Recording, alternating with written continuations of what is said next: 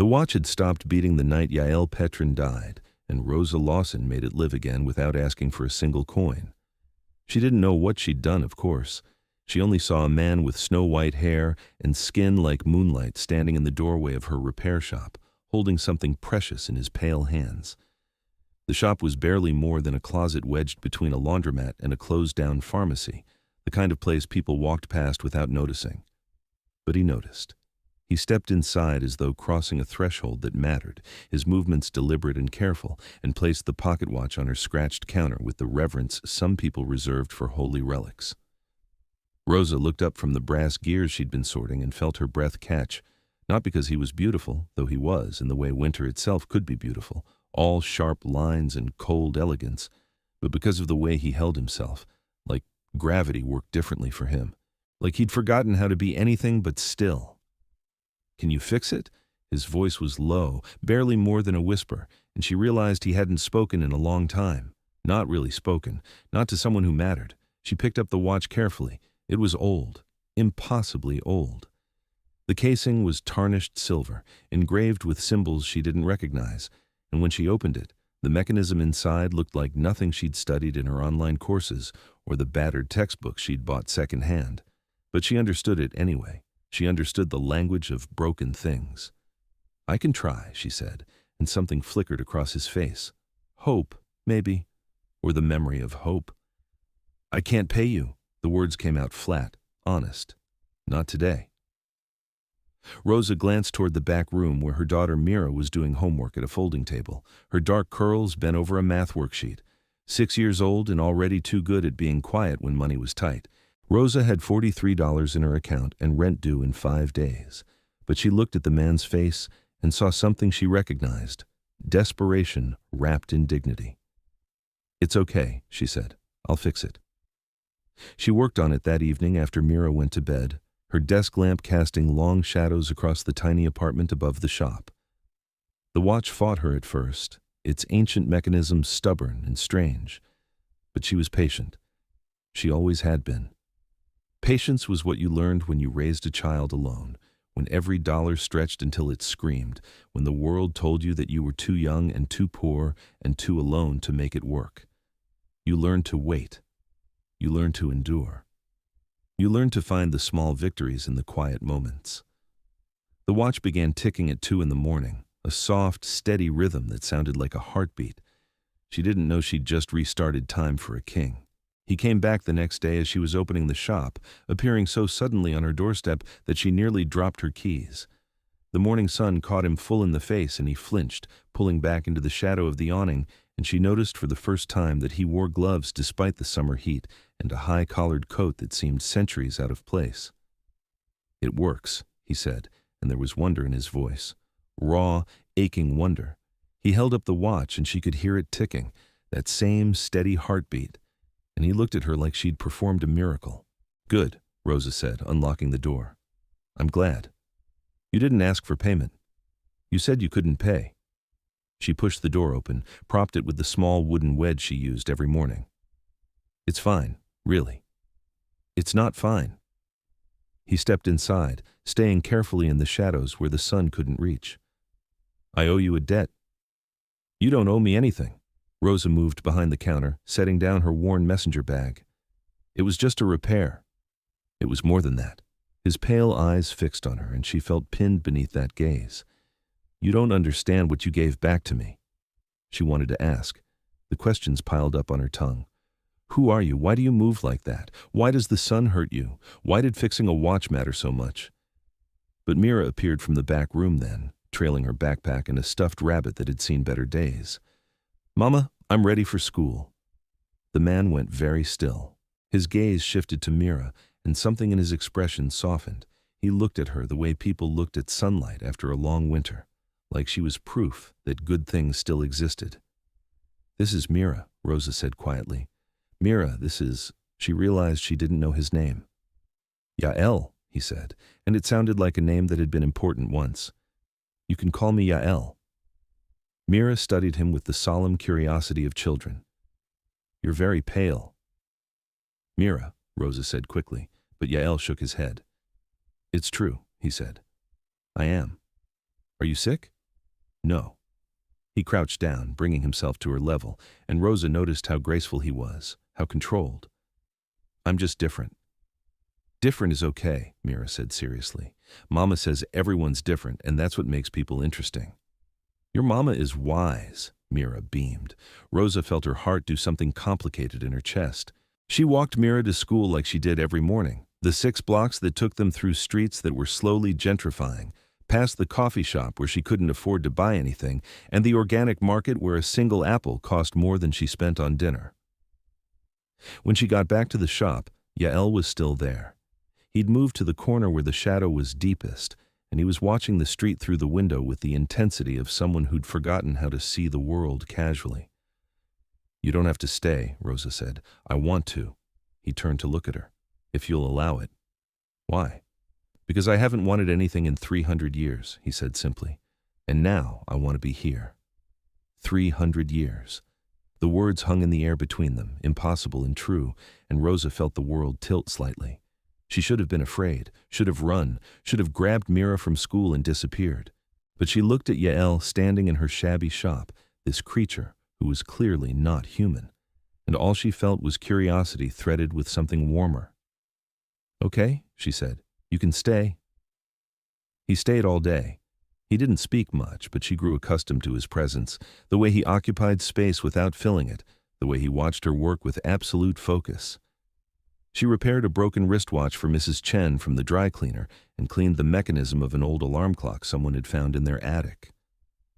Yael observed everything, his pale eyes tracking her movements, and she realized he wasn't just watching her work. He was watching her. The way she tucked her hair behind her ear when she concentrated, the way she smiled at customers even when they were rude, the way she existed in the world. Why watches? He asked finally, late in the afternoon. Rosa looked up from her workbench. Why not watches? It's specific, deliberate. She set down her tools. My grandfather was a watchmaker in the old country before my parents immigrated. He died before I was born, but my mom used to tell me stories about him, how he could fix anything, how people came from all over the city to bring him their broken timepieces, how he said that fixing watches was like fixing time itself, giving people back the moments they thought they'd lost. She smiled a little. It sounded like magic when I was a kid. I wanted to do magic too. You do, Yael said quietly. I fix watches. That's not magic. You gave me back time, he said. That's the most powerful magic there is. She wanted to ask him what he meant, wanted to ask him everything. But a customer came in then, and the moment passed. He left before sunset, slipping out the door with a murmured goodbye, and Rosa watched him go with a strange ache in her chest.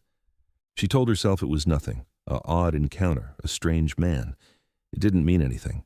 But he came back the next day, and the next, and the next. Every morning he appeared at her door, always just after sunrise, when the light was still weak enough that he could navigate the shadows. He never explained himself, never made excuses. He simply came, took his place in the corner, and watched her live her life. Some days they talked, quiet conversations between customers, threading through the ordinary business of her day. She learned that he was a king, though his kingdom wasn't the kind that appeared on maps. She learned that he'd been human once, centuries ago, in a country that no longer existed under the name he remembered. She learned that he'd stopped counting time when his mortality ended, because what was the point of measuring something infinite? Until the watch stopped working, he said one day, a week into his visits. It stopped the night I turned. I didn't realize it then, didn't notice for decades. But eventually I looked down and saw that the hands were frozen, and I understood. Time had stopped for me. Really stopped. But you kept it, Rosa said. It was the last thing from my human life, the only thing I carried through the transformation. He pulled it from his pocket, let it catch the dim light. It felt important to keep it, even if it didn't work, even if it was just a reminder of everything I'd lost. And now it works again. Now it works again, he agreed. And I can feel time moving, every second, every minute. It's like learning to breathe again after drowning for centuries. Rosa set down the watch she'd been cleaning. Is it hard? Feeling time again? Yes, he said honestly, but it's also the most alive I've felt since dying. She understood then, in a way she couldn't quite articulate. She understood what it meant to be frozen, to have time move around you while you stood still, watching life happen to other people. She'd felt that way after Mira's father left, when she was 19 and pregnant, and suddenly alone in a way that made the world feel impossibly large.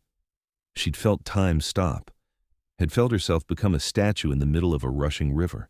It had taken years to thaw, to start moving again, to feel like she was participating in her own life instead of just surviving it. "I'm glad you're here," she said, and meant it. Something in his expression shifted, warmed. "So am I." Mira grew comfortable with him. Children had a way of accepting the impossible, and she decided that Yael was simply part of their routine now. The pale man who visited Mama's shop every day. The quiet presence who listened when she talked about school, who asked thoughtful questions about her drawings, who remembered everything she told him with perfect clarity. She started bringing him pictures, crayon drawings of cats and houses and elaborate princesses, and he accepted each one with solemn gratitude. "You're good with her," Rosa said one evening after Mira had gone to bed. She'd invited Yael upstairs for the first time, partly because it felt strange to keep him in the shop after closing, partly because she wanted him closer. He sat at her small kitchen table, looking enormous in the cramped space, and she made tea she wasn't sure he could drink. "She's easy to be good with," Yael said. "She's remarkable." "She is," Rosa set a cup in front of him. "She's the best thing I ever did." "You did a lot of things right." He wrapped his hands around the cup but didn't drink.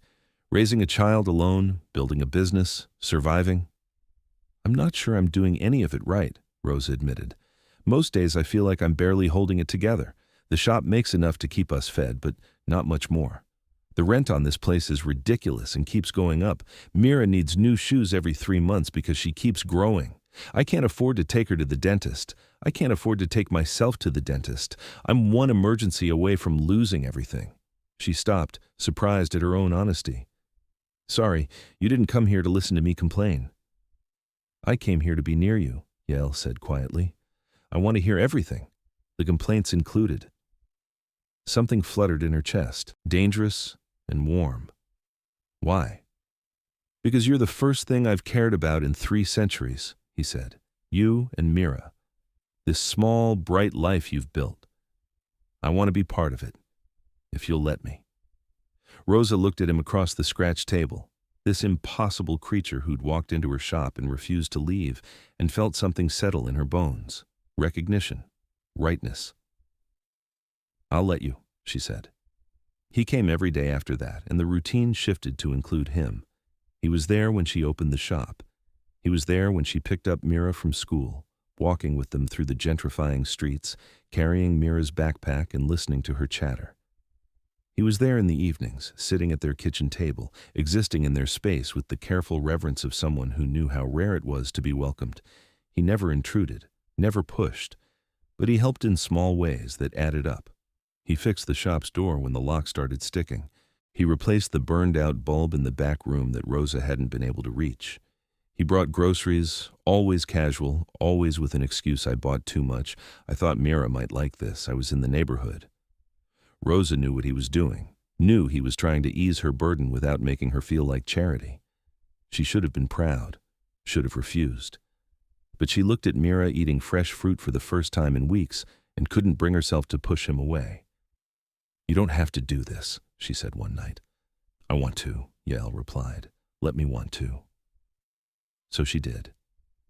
Summer bled into fall. The shop's roof started leaking when the rains came, water dripping through the ceiling and threatening her equipment.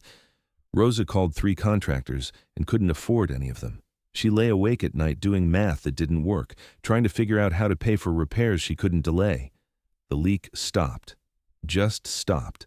She came down one morning and found the ceiling dry, the water stains still there, but no fresh damage. When she asked Yael about it, he simply said, "It's fixed." "How? Does it matter?" "Yael, let me take care of things," he said quietly. "Please, let me be useful." She realized then what this was for him. Purpose. After 300 years of nothing mattering, he'd found something that did. someone that did. He needed to help the way she needed to accept it, and fighting him felt cruel. "Thank you," she said instead. He smiled. It was rare, his smile, and all the more precious for it. "You're welcome." They fell slowly. So slowly that Rosa didn't realize it was happening until she was already caught. There was no single moment of realization, just a gradual accumulation of small truths. The way her heart lifted when he appeared in the doorway each morning, the way she found excuses to stay up later so they could talk, the way she caught herself wondering what he thought about everything, wanting to share every small piece of her day with him, the way Mira started saying, "when Yael comes," instead of, "if Yael comes," assuming his presence the way children assumed the sun would rise.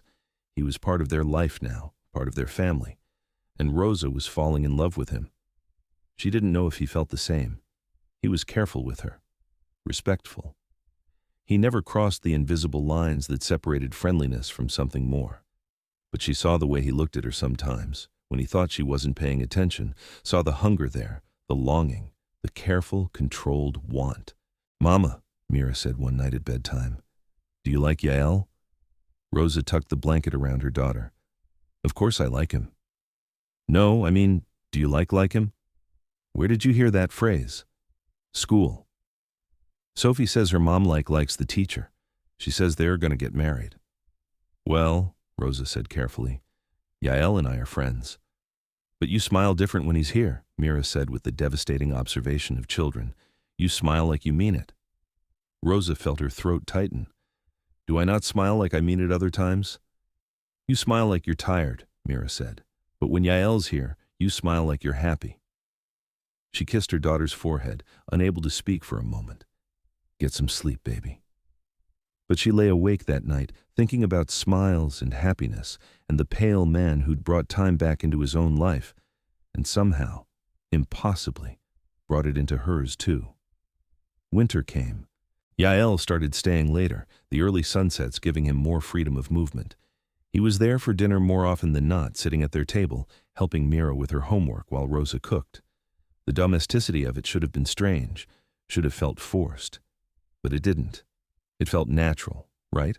Like he'd always been there, like he was supposed to be there. "Tell me about your kingdom," Rosa said one night after Mira was asleep. They were sitting on her worn couch, the first time they'd shared such a small space, and she was hyper-aware of his presence beside her. The cold that radiated from him, the absolute stillness.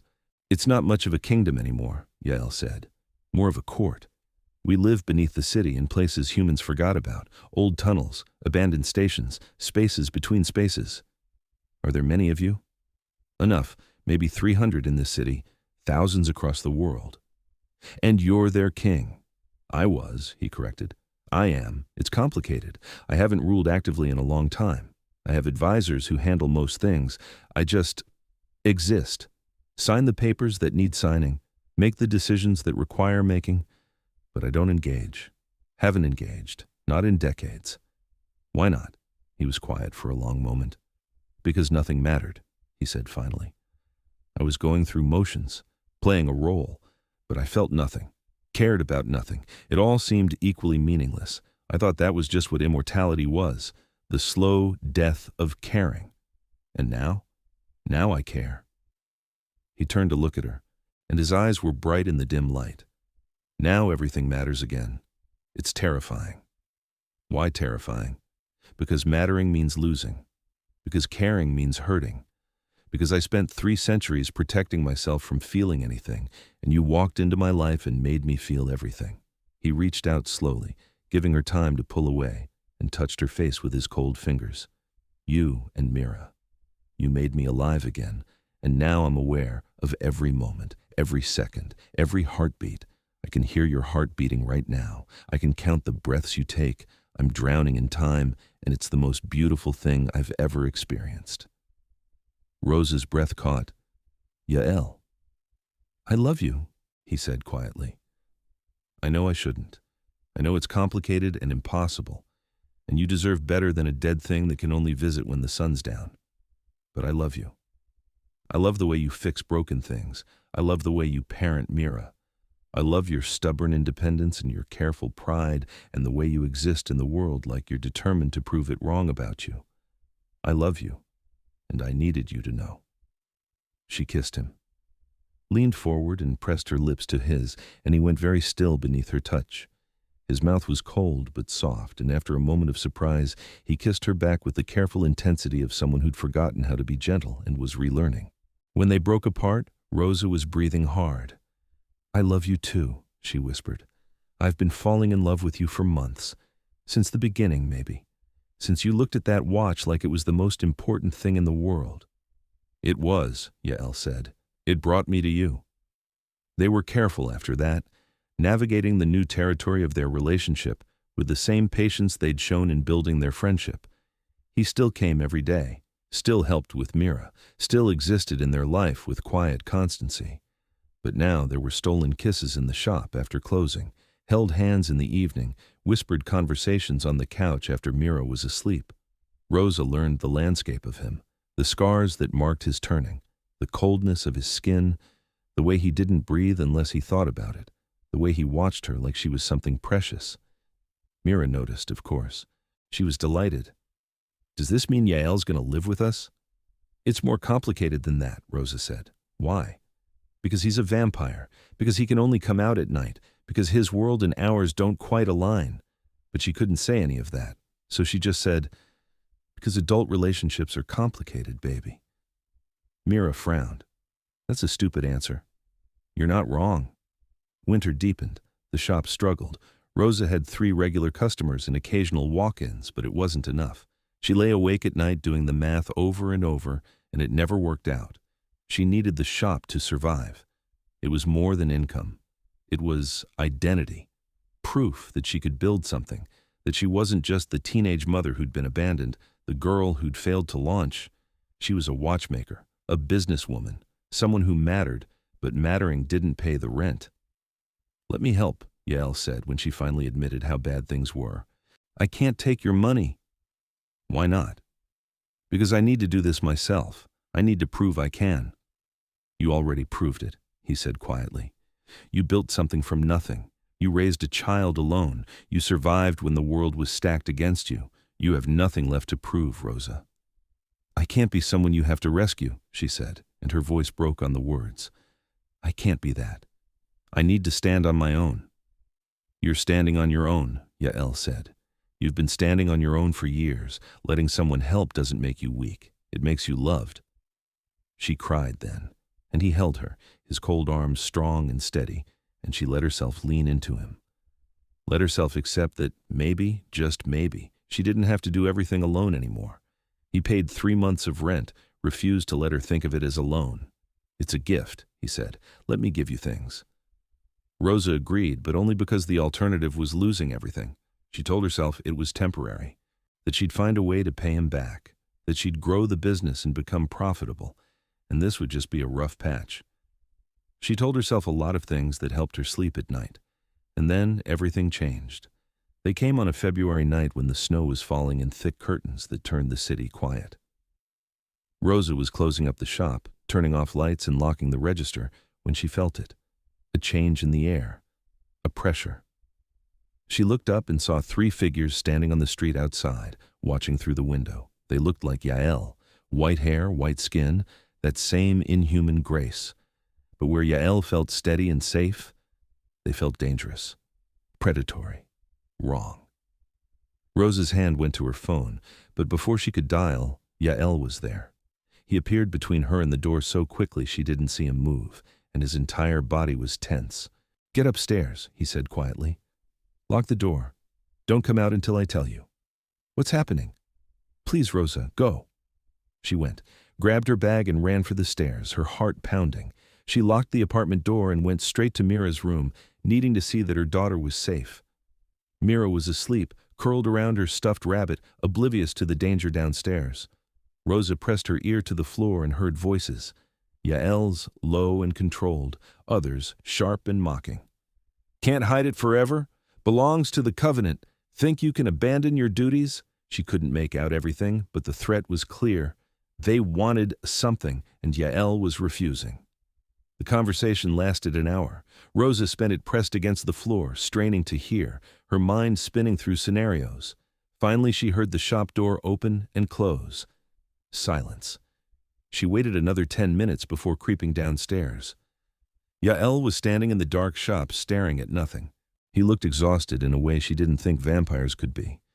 When he saw her, something in his expression cracked. You should have stayed upstairs. What did they want? He was quiet for a long moment.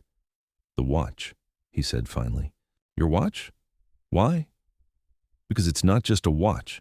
He pulled it from his pocket, let it rest in his palm.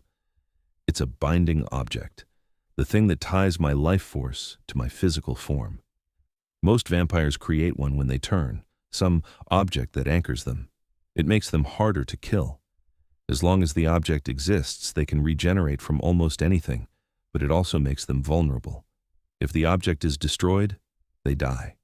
Truly die. No coming back. Rosa felt cold. And yours is the watch. Yes. I bound myself to it the night I turned, when I still thought I'd want to keep living. I've carried it for 300 years. He looked down at it. When it stopped working, the binding weakened. I became harder to track, harder to find. The covenant, the ruling council, lost their hold on me.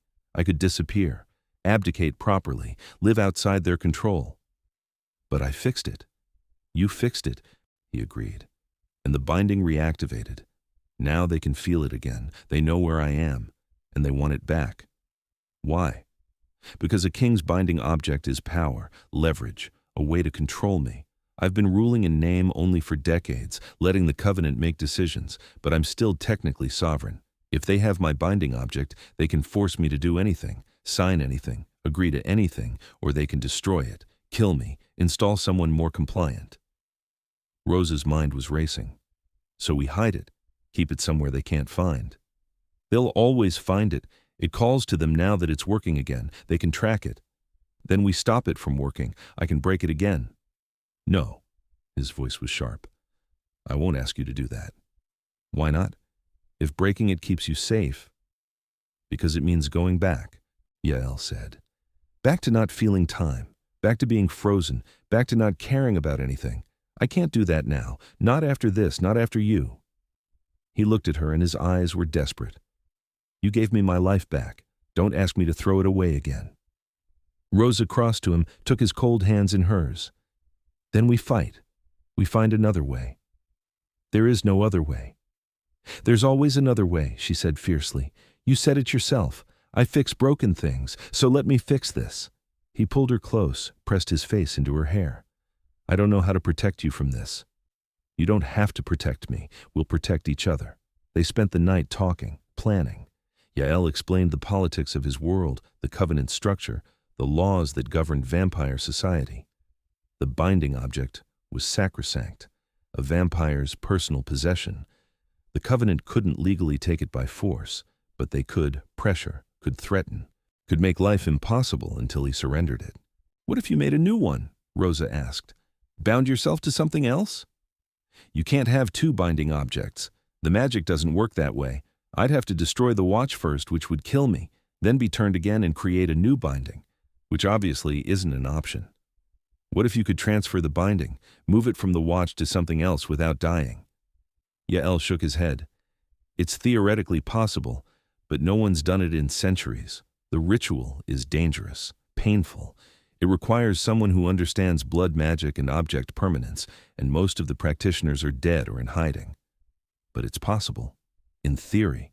Then we find a way to make it reality. Rosa's mind was spinning. The watch is mechanical. It's a machine. And machines can be reverse engineered, understood, replicated.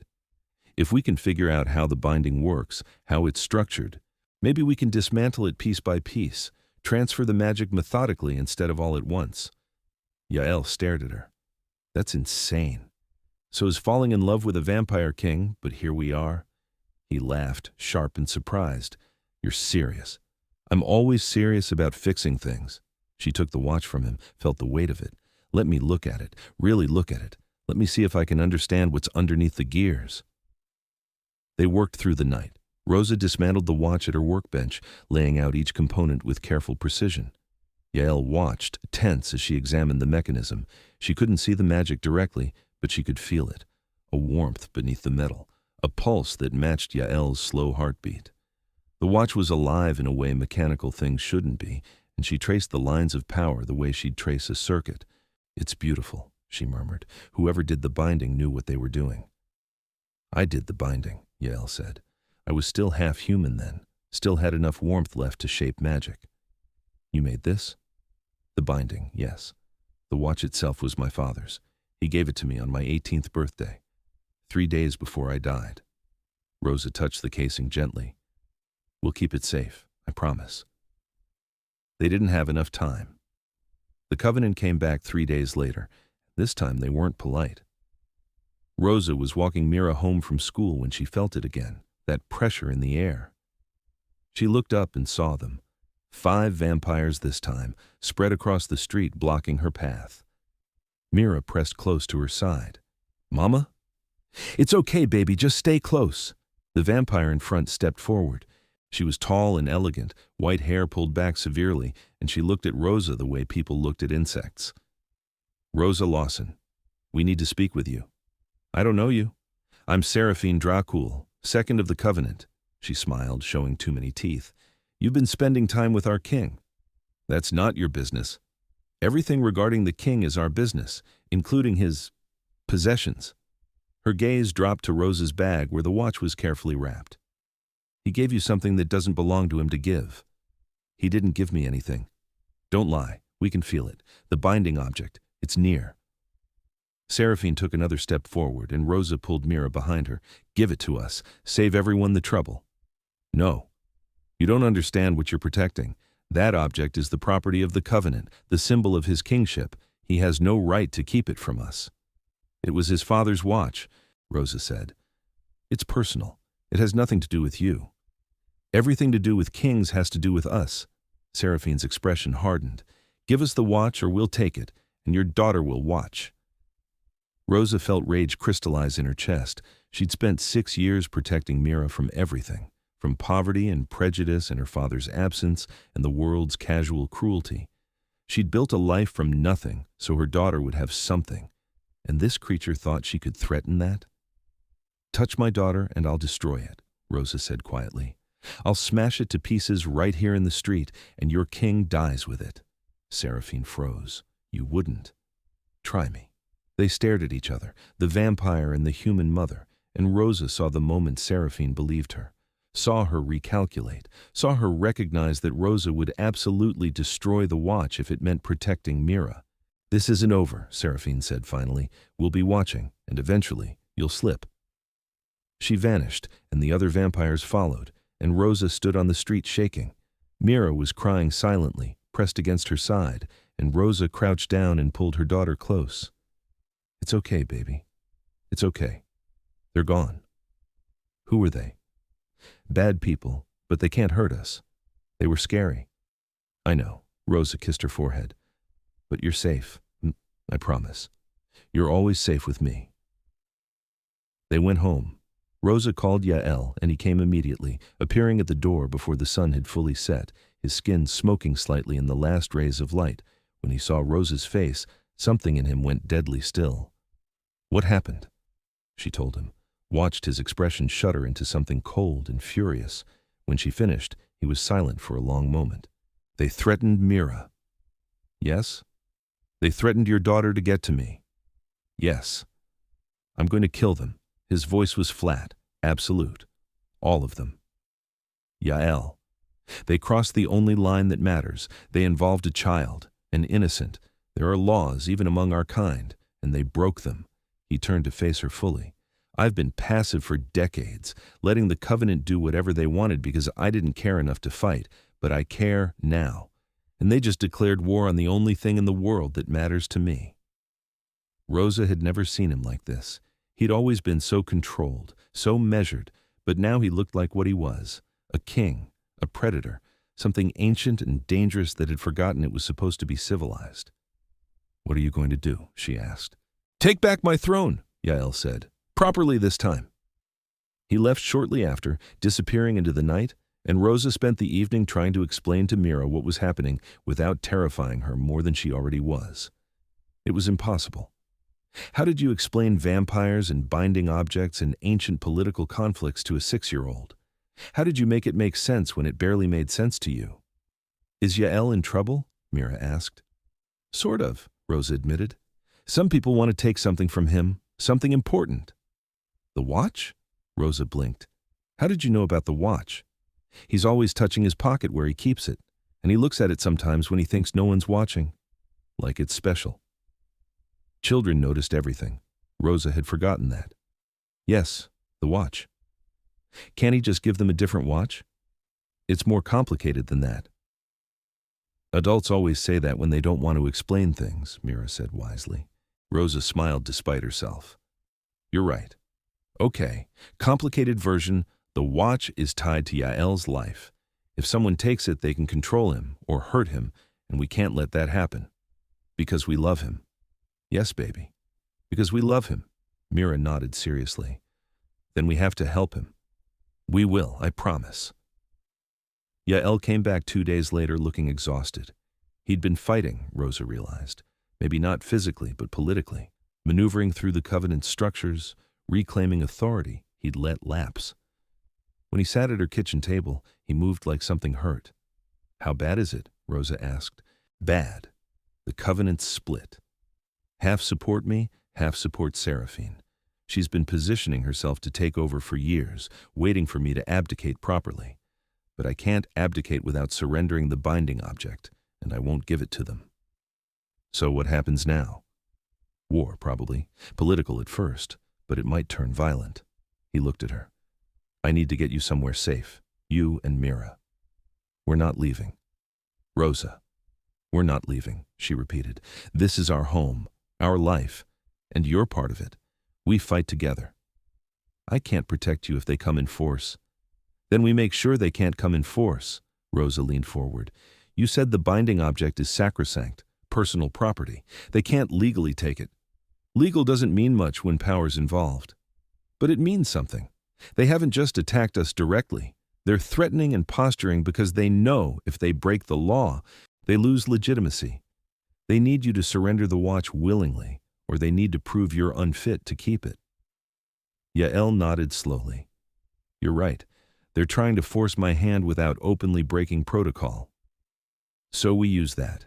We make it impossible for them to take the watch without looking like tyrants. Rosa pulled out her notebook, started sketching ideas. You said transferring the binding is theoretically possible. What if we made it actually possible? What if we broke the connection between the watch and you piece by piece, so slowly that the magic couldn't collapse all at once? I don't know anyone with that kind of skill. But you know people who might know people. Maybe. It's a long shot. Long shots are better than no shots. Rosa looked at him. Let me help. This is what I do. I understand how things work, how they break, how they can be fixed. The watch is just a really complicated machine. I can figure it out. It's also ancient blood magic that could kill me if you make a mistake. Then I won't make a mistake. He stared at her for a long moment, then started laughing, quiet and disbelieving. You're insane. I'm determined. There's a difference. They worked for weeks. Rosa studied the watch obsessively, mapping every component, every gear, every spring. She could feel the magic now, humming beneath the surface, and she started to understand its structure. It wasn't random. It was deliberate, precise. The binding followed the same principles as the watch's mechanism, everything connected, everything dependent on everything else. If you removed one piece, the whole thing collapsed. But if you could redistribute the load, transfer the connections gradually. Yael brought her books from vampire archives, ancient texts on blood magic and object permanence. She couldn't read most of them. They were in languages she didn't speak, but he translated, and she absorbed the information like she was studying for the most important exam of her life, which, in a way, she was. Mira helped in her own way. She kept Rosa company while she worked, doing her homework at the workbench, asking questions that sometimes sparked ideas. She accepted the situation with the strange resilience of children, adapting to the new reality of their life. Yes, Mama was trying to save the vampire king. Yes, there were bad vampires who might come back. Yes, this was dangerous. But Mama was brave, and Yael was strong, and they'd figure it out together. "When this is over, can we get a cat?" Mira asked one evening. Rosa looked up from her microscope. "What?" "A cat. I want a pet." "That's what you're thinking about right now? A cat?"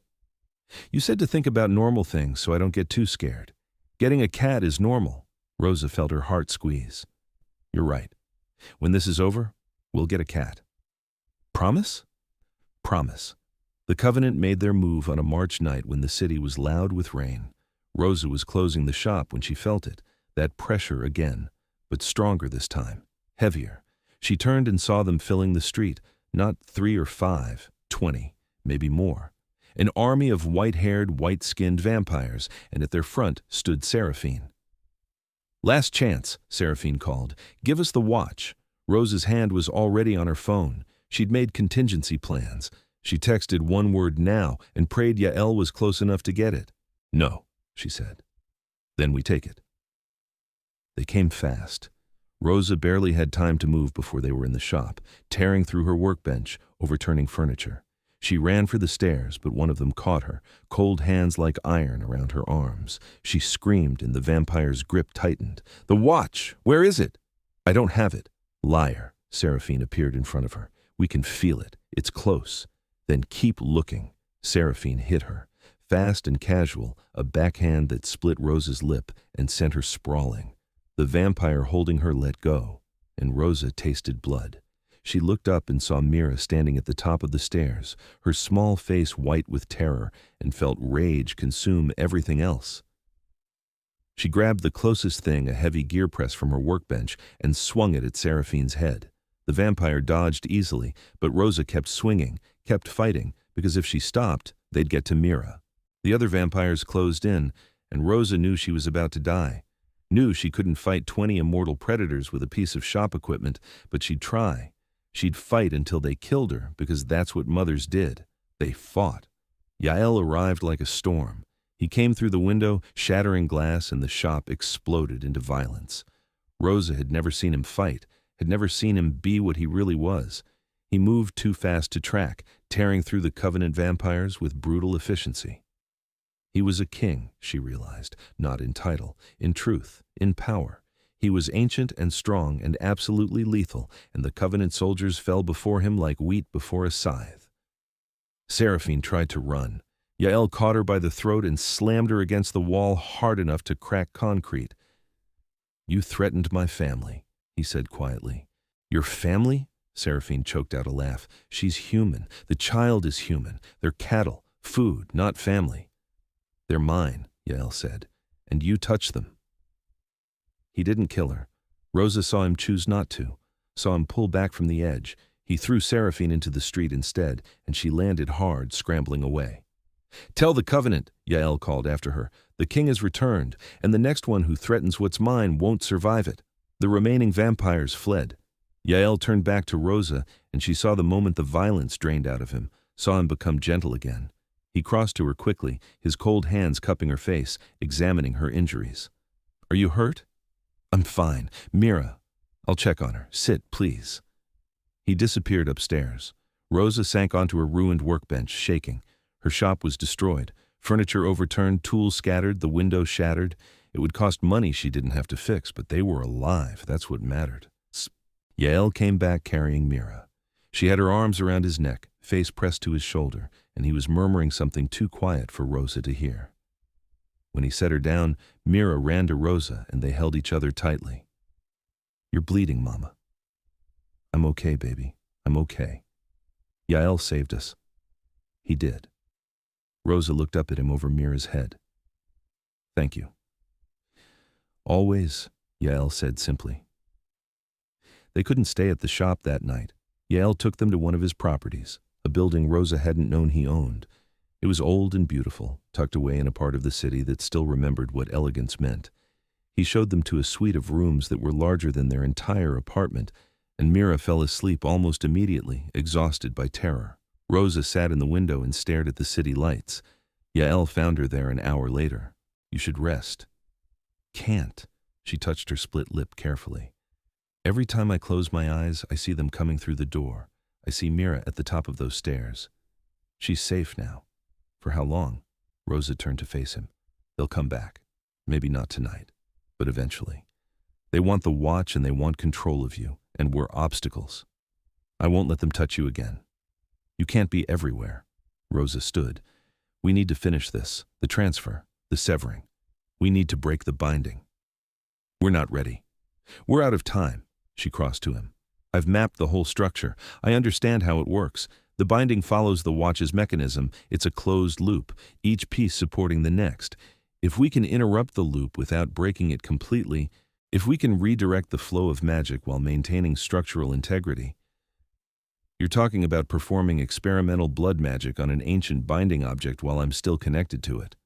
Yes. If you make a mistake, I die. Then I won't make a mistake. She took his cold hands. Trust me, please, let me do this. Yael searched her face. You're asking me to put my life in your hands.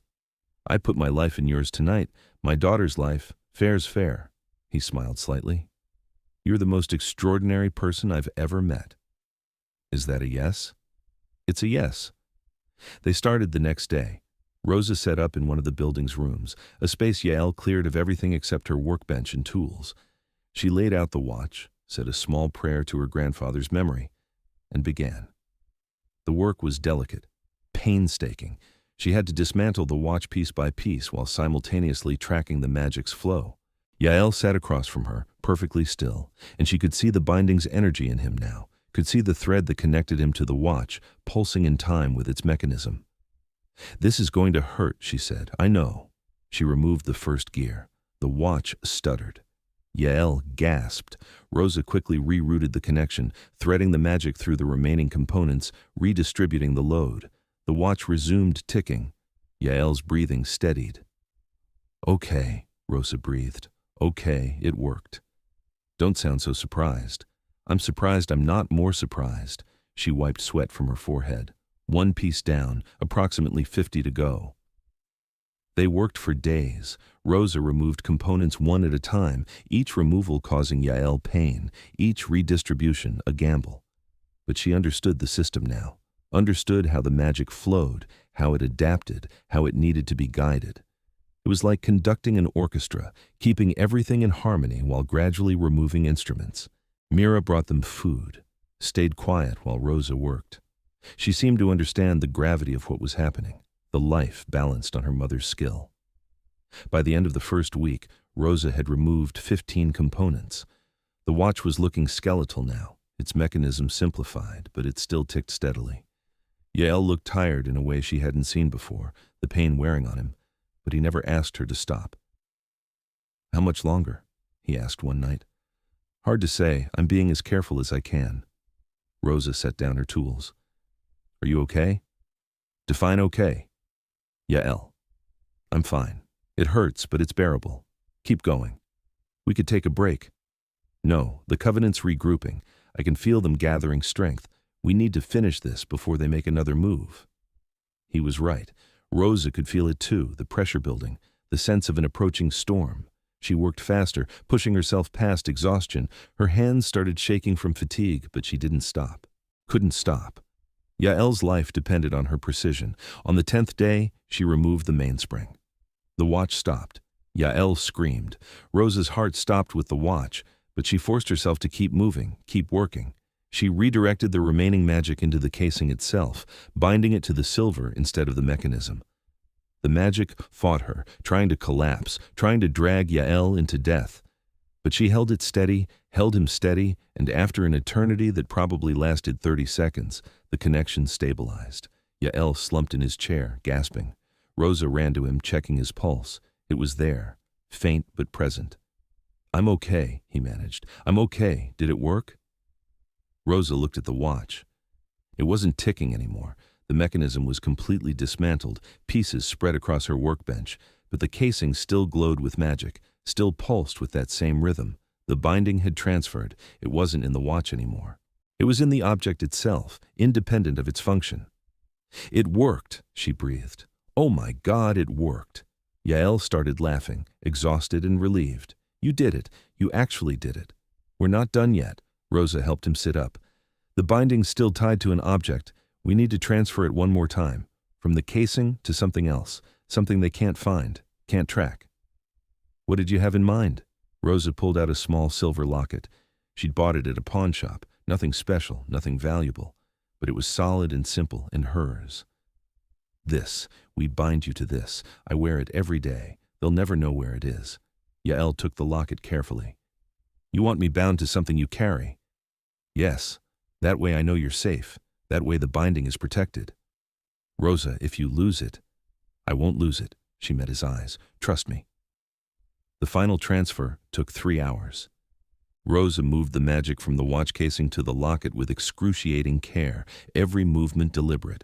Yael White knuckled the chair, and by the end he was bleeding from his nose, but he stayed conscious, stayed present.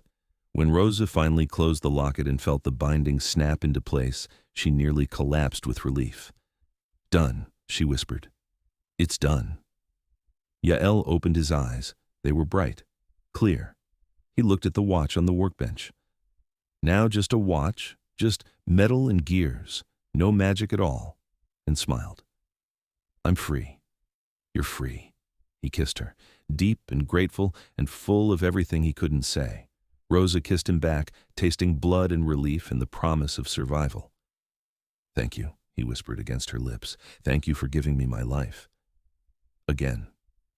The covenant came 3 days later. Seraphine at their front, looking smug.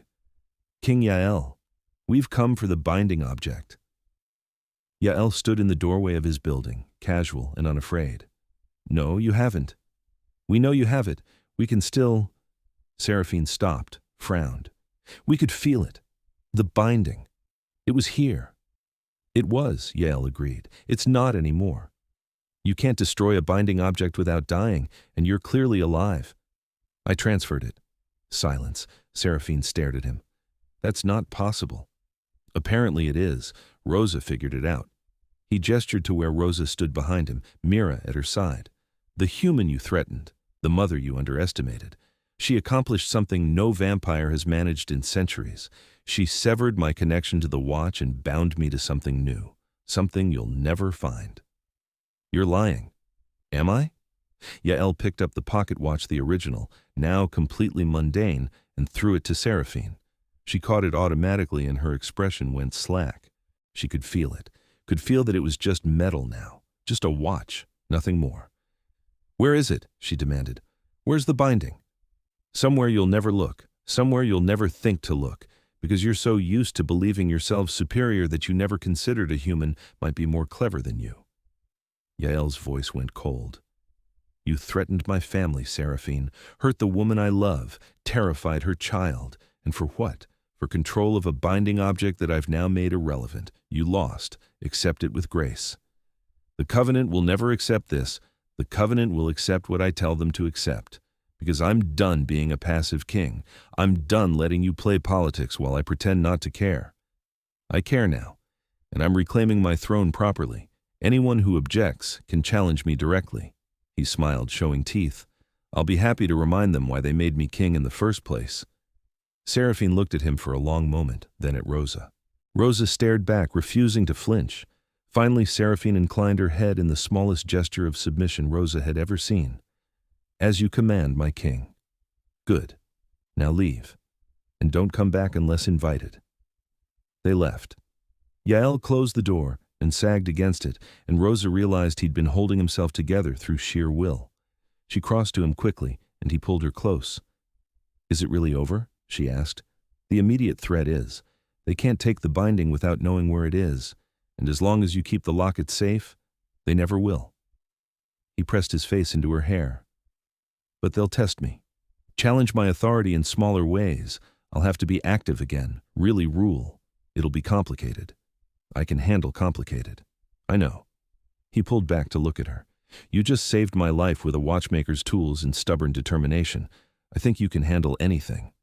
Life stabilized slowly. Yael spent more time in his court reasserting his authority, making it clear that he wasn't going to be a figurehead anymore. Rosa rebuilt her shop, using money Yael insisted wasn't a loan but a gift. Business improved. Word had spread somehow about the watchmaker who'd impressed the vampire king, and curious customers started appearing. Not many, but enough. Enough to make rent, enough to breathe. Mira adjusted. She knew what Yael was now they'd explained it as honestly as they could, and she accepted it with the same pragmatism she accepted everything else. Yes, Yael was a vampire. Yes, he drank blood. No, not from them. Yes, he loved them. Yes, they were a family now, even if it was an unusual one. "Are you going to marry Yael?" Mira asked one evening. Rosa paused in chopping vegetables. "Why do you ask?" "Because Sophie's mom married the teacher. They had a wedding and everything. Are we going to have a wedding?" "It's complicated." "You always say that." "Because it's always true with vampire kings." "But you love him." "I do. And he loves us." "He does." "Then you should get married. That's how it works." Rosa smiled. "I'll think about it." Yael proposed 3 months later. Not with a ring they'd both agreed. Rings felt wrong after everything that had happened with the binding object. Instead, he gave her a small silver key on a chain. "What's it open?" Rosa asked. "Technically the building we're standing in. But metaphorically, everything I have, everything I am." He took her hand. "I know marriage between vampires and humans is complicated. I know there are laws and politics and 1,000 reasons this should be impossible. But I love you. I love Mira. I want to spend whatever time we have together, however that looks, whatever that means." "Yes," Rosa said. "Yes? Yes, I'll marry you, however that works, whatever that means." They married quietly, just the three of them and a judge who asked no questions about the groom's unusual appearance. It wasn't legal in vampire law. The covenant would never recognize a marriage to a human, but it was legal enough in human law. And that's what mattered. Mira wore a flower crown and took her job as flower girl very seriously. Yael wore a suit that made him look like he'd stepped out of another century. Rosa wore a simple dress and the locket that held his life. And when they kissed, she felt complete in a way she'd never felt before. They were a family now, officially, irrevocably. Years passed. Mira grew. Rosa's business grew. Yael ruled his court with quiet efficiency, and the covenant learned not to cross him. Life was good. Strange, certainly. Complicated, always. But good. The question of Rosa's mortality came up when Mira turned 10. They were eating dinner Yael didn't eat, but he sat with them anyway, and Mira asked it directly. "Mama, are you going to die?" Rosa set down her fork. "Eventually, baby, all humans do." "But Yael doesn't die." "No, he doesn't." "So you're going to die, and he's going to keep living?" Mira's face crumpled. "That's not fair." "No," Rosa agreed. "It's not." "Can he turn you, make you like him?" Rosa and Yael exchanged a glance. They'd discussed this many times. In the quiet hours after Mira was asleep, they'd talked about futures and possibilities and the complicated ethics of immortality. "He could," Rosa said carefully, "but it's not a decision to make lightly. Being a vampire means giving up a lot. Sunlight, normal food, aging. It means watching everyone you know die while you keep living. It's hard. But you'd be together." "We would. Then do it." Mira looked between them. "Please, I don't want Yael to be alone after we're gone, and I don't want to lose Mama." "Baby, you're going to grow up and have your own life." "I know, but I still want you to be around for it. All of it. Please, Mama." Rosa looked at Yael. He'd been silent through the whole conversation, but she could see the longing in his face, the careful hope. "Is this what you want?" she asked him. "I want you with me for as long as possible," Yael said quietly. "However that happens. But it has to be your choice. Only your choice. I won't pressure you." Rosa thought about it, about immortality and sacrifice and the life she'd built. She'd be giving up so much. The sunlight she loved, the simple pleasures of human existence. But she'd gain something too. Time, endless time with Yael. The chance to watch Mira grow up, not from the limited perspective of a human lifespan, but from the patient viewpoint of eternity. The opportunity to see her grandchildren, her great-grandchildren, generations of family stretching into the future. "Okay," she said, "but not yet. Not until Mira's grown. I want to be human for her childhood. I want to age normally, be a normal mom, give her that stability. But after, when she's 18 and launched into her own life, then yes. Turn me then." Yael's hand found hers across the table. I can wait. Promise? Mira asked. Promise, Rosa said. 8 years later, on Mira's 18th birthday, Rosa kept her promise. It was Mira's idea to make it part of the celebration, a way of marking two beginnings at once, Mira's adulthood and Rosa's immortality. They gathered in the building that had become home, Yael's court present as witnesses, and Yael performed the turning with the same careful precision he brought to everything. It hurt. Rosa had expected that. The venom burned through her system like fire, rewriting her humanity piece by piece. But Yael held her through it, and Mira stayed close, and when Rosa woke 3 days later with pale skin and sharp teeth and eyes that saw too much, she didn't feel lost. She felt found. How do you feel? Yael asked. Rosa took inventory. Her body felt different, stronger, more alive in paradoxical ways. She could hear Mira's heartbeat from 3 rooms away, could smell the city in overwhelming detail, could feel time moving with the same acute awareness Yael had described all those years ago. Good, she said. I feel good. Welcome to immortality. Thank you for waiting. Thank you for choosing this. For choosing me. Rosa kissed him. Always. Mira went to college, studied engineering, her mother's influence clear in her choice. She visited often, bringing stories of her life, her friends, her dreams.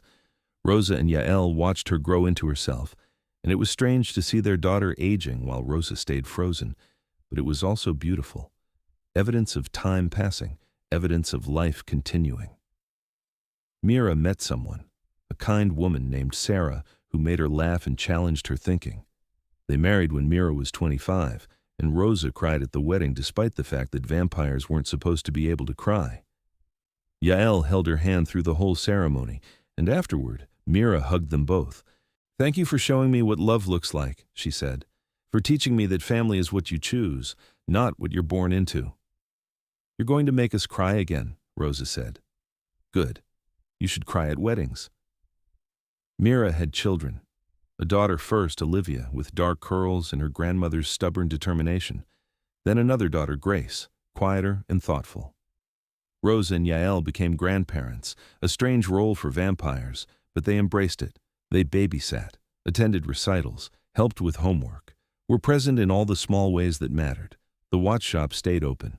Rosa still worked there most days, fixing timepieces and teaching her craft to anyone who wanted to learn. It became famous in certain circles, the immortal watchmaker who'd saved a king. People came from all over to have their precious objects repaired by her hands. She took pride in that, in the legacy she was building, in the proof that she'd made something that mattered. Do you regret it? Yael asked one night. They were standing on the balcony of their building, watching the city lights. 100 years had passed since he'd first walked into her shop. 100 years of life and love and family. Regret what? Becoming this, giving up the sun, the life you had. Rosa thought about it. She missed sunlight sometimes, missed the warmth of it, missed simple things like eating ice cream and tasting it fully. But when she weighed that against everything she'd gained the endless time with Yael, watching Mira's descendants grow and thrive, the deep satisfaction of mastering her craft over decades of practice, there was no contest. No, she said. I don't regret it at all. Good, he pulled her close. Because I would do it all again, every moment, every choice, everything that brought us here. Even the covenant trying to kill us? Even that. It made for an exciting courtship. Rosa laughed. Most people just go to dinner and movies. We were never most people. No, Rosa agreed. We really weren't. They stood together in the darkness, two immortals who'd found each other against every odd, and Rosa felt the locket against her chest, the binding object that tied Yael's life to her keeping. She'd worn it every day for 100 years now, would wear it for 1,000 more. It was a responsibility, a trust, a symbol of everything they'd built together. Time moved around them. The city changed. Humanity evolved, but they remained constant. Rosa and Yael, the watchmaker, and the king, the family they'd chosen to create. Mira lived a long, full life, watched her children grow and have children of their own. She passed peacefully at 93, surrounded by family, and Rosa held her hand at the end. Thank you, Mira whispered, for everything, for being brave enough to love him, for giving me such a strange, wonderful life. Thank you for being my daughter, Rosa said, for being the reason I kept fighting, for reminding me every day what matters. Love Yael for me. Keep being happy. Always. After Mira died, Rosa and Yael took time away from the city, traveled, saw the world. They visited places Yael remembered from his human life, now changed beyond recognition. They found places Rosa had always wanted to see. They existed in the spaces between human civilization, taking comfort in each other. Eventually, they came back. Back to the city. Back to the shop. Back to Mira's descendants who'd grown into remarkable people carrying on her legacy. Rosa taught them watchmaking. Yael taught them about honor and family, and the importance of choosing your own path. They were grandparents, and great-grandparents, and eventually great-great-grandparents, a dynasty of love stretching forward through time. On the 200th anniversary of the day Rosa fixed Yael's watch, they threw a party. Small. Just family. Mira's line had grown large now, children and grandchildren and generations of people who existed because Rosa had chosen to fix a broken watch for free 2 centuries ago. They gathered in the building that had been home for so long, and one of Mira's great-great-granddaughters, a young woman with Rosa's eyes and Yael's quiet intensity, stood to make a toast. To Rosa and Yael, she said, for teaching us that family isn't about blood, it's about choice, about showing up every day, about fixing the broken things and building something beautiful from the pieces. Thank you for giving us this legacy, this strange, impossible, wonderful family. Everyone raised their glasses. Rosa felt Yael's hand find hers under the table, and she squeezed it gently. We did good, she whispered. We did, Yael agreed. They'd started with a watch, a simple repair, an act of kindness from a struggling single mother to a stranger who looked like he needed it. And from that small moment, they'd built a life, a love, a family that would continue long after the watch had rusted away to nothing. Rosa touched the locket at her throat, the binding object, the thing that kept Yael alive. It had become something else over the years, not just a magical tether, a symbol, a promise, a reminder that love was the act of keeping each other safe, of carrying each other's vulnerabilities, of trusting someone else to hold your life with gentle hands. She'd fixed his broken watch for free, and he'd come back every day after, not because he had to, but because he'd found something worth returning for, something worth staying for, something worth building a forever around. 200 years later, he was still here, still returning, still staying, still building there forever, one day at a time. And Rosa knew, with the certainty of someone who'd learned to feel time moving, that they'd keep building it together, through centuries, through changes, through whatever came next. Because some things, once fixed, stayed fixed. Some bonds, once formed, became unbreakable. And some loves once found lasted longer than time itself.